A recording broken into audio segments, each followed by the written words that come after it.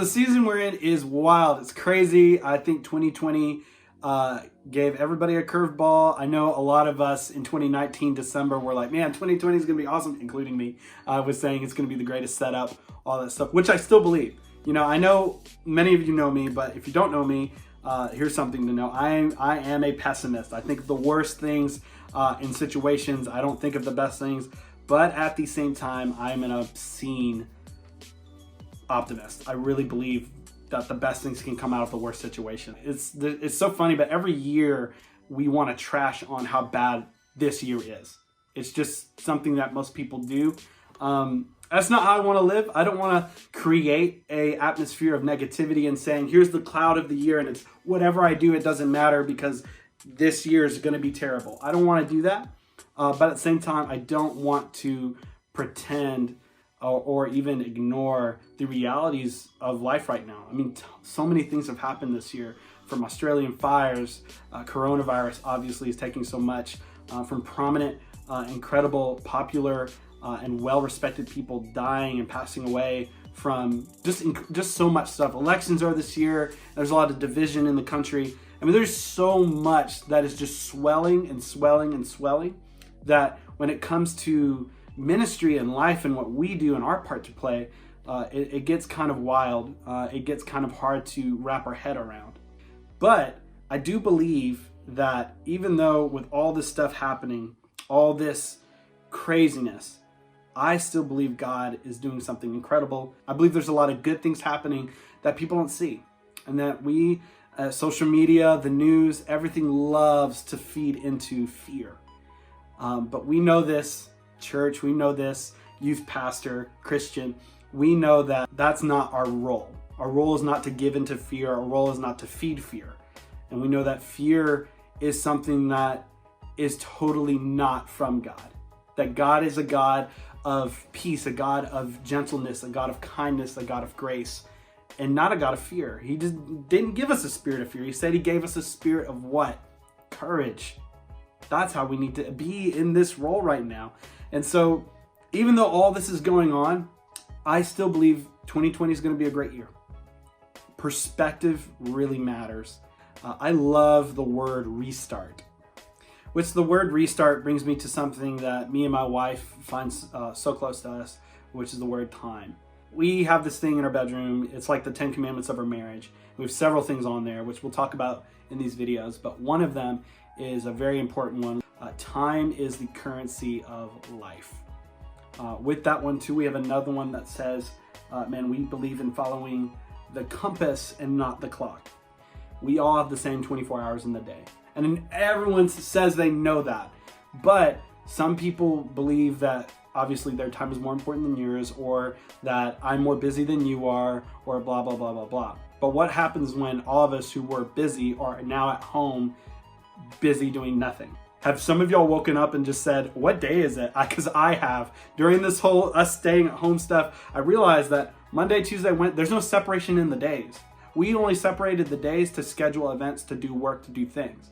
But now that that's gone, there isn't separation of the days anymore. Now, some of us are filling our time with being creative, with cooking and doing all kinds of silly challenges, social media, you know, all that. But we're all pretty much in the same boat.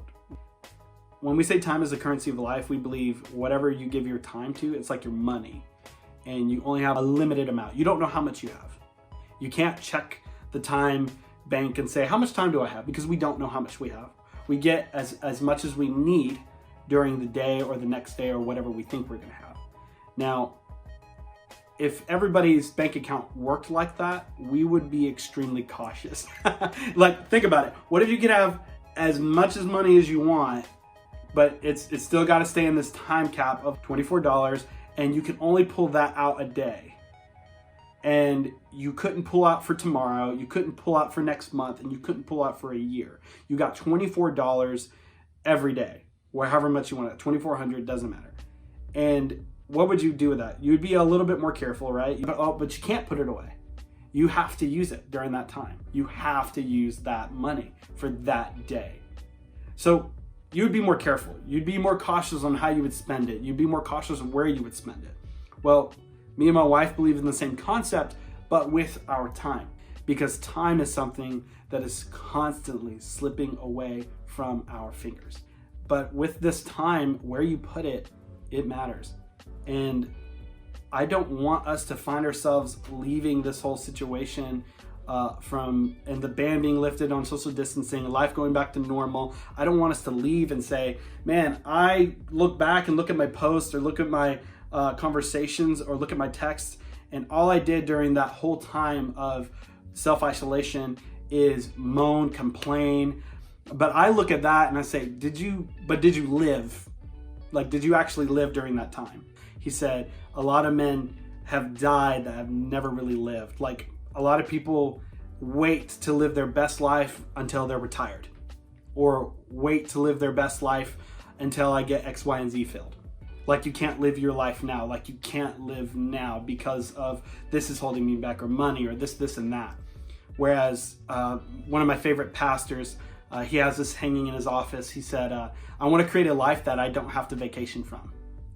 Because he believes that the life you create now with the time that God has given you actually matters, and that what you do now is actually way more important than what you're doing later.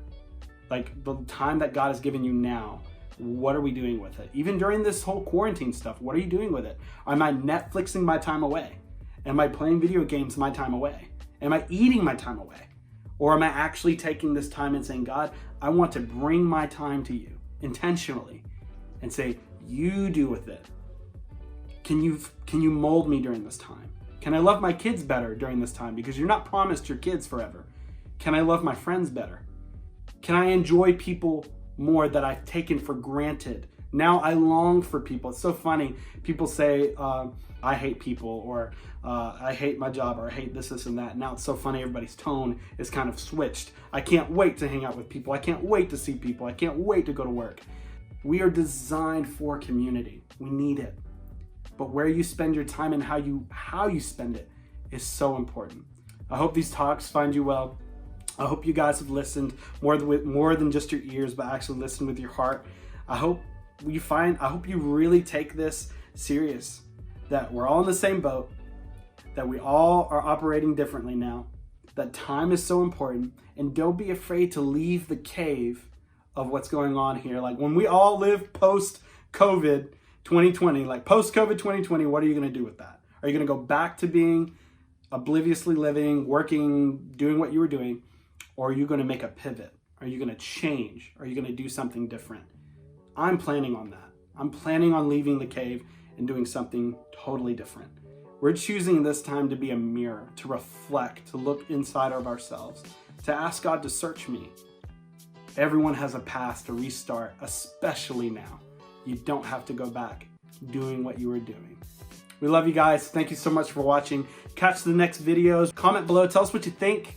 If you received anything from this, please just message us. We would love to hear from you.